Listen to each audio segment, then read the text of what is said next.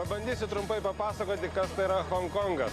Specialusis administracinis teritorinis vienetas Honkongas, taip pat kaip ir netoliese esantis Makao, yra dvi teritorijos, kurios geriausiai apibūdina posakį apie Kiniją: viena šalis, dvi sistemos.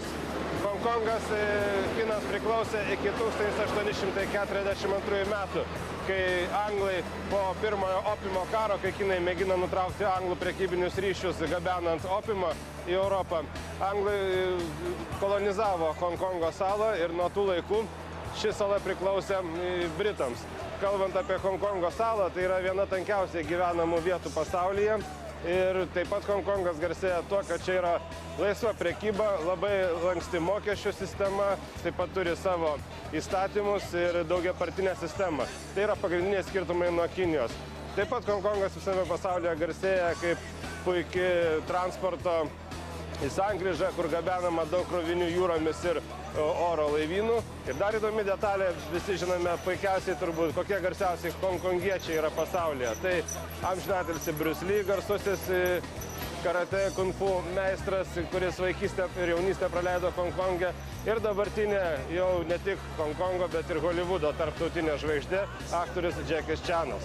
Na ir taip pat apie Honkongą kalbant, čia yra nuostabiai išvystyta viešojo transporto sistema, tad keliauti po Honkongą labai paprasta ir lengva.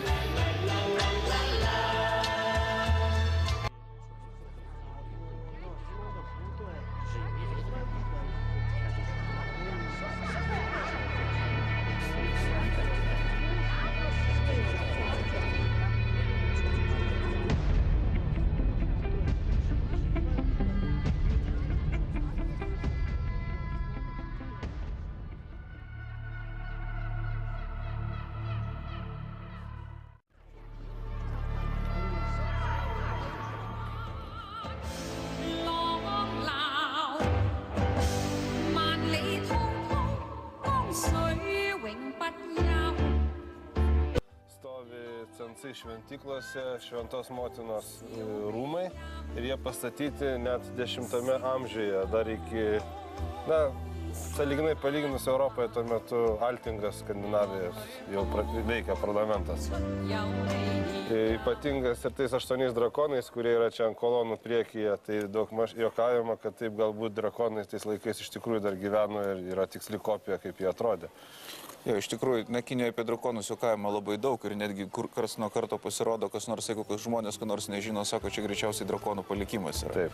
Tai yra šventykla, kuri pastatyta žmonėms didvyriams, stipruoliams, legendoms. Garsiems karvedžiams, kariams, valdovams, verslininkams, nes šis regionas labai garsėjo savo verslumu kažką.